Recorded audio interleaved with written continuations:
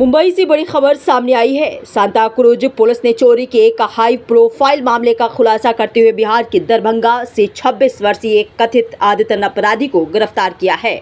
मामला Santa cruise इलाके में हुई करीब 1 करोड़ रुपए की चोरी से जुड़ा बताया जा रहा है।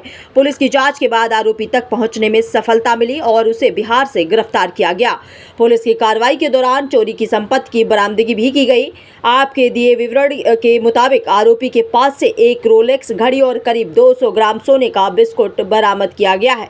वहीं अपराध से जुड़े 46.39 लाख रुपए एक बैंक खाते में फ्रीज किए गए हैं।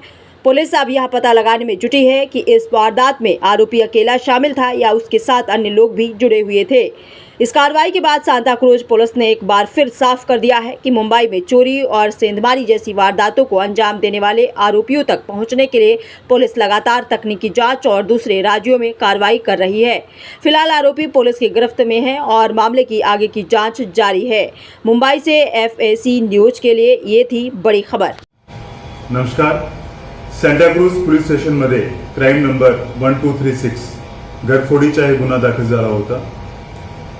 कंप्लेंट प्रमाणे जुहूतारा रोडवर एक घर ज्याच्यामध्ये 20 जून ते 27 जुलैपर्यंत कोणी नसताना एक अनोळखी इसमने काही गोल्ड, कॅश आणि एक किमती घड्याळ चोरून नेला।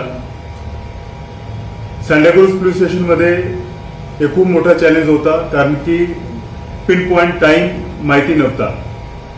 तरी नसताना त्यांनी खूप मेहनत केली, दिवस रात्र एक केला आणि इन्व्हेस्टिगेशनचे प्रत्येक पॅलूला टच करून शेवटी मुख्य आरोपी चंदन मुखिया याला बिहारमधून अटक केलेला आहे।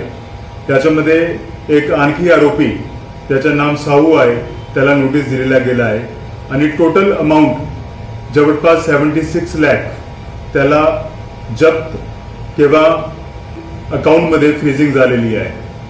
पुढची तपास चालू आहे। थँक्यू। जय हिंद। पढ़ते रहिए fight against criminal daily newspaper.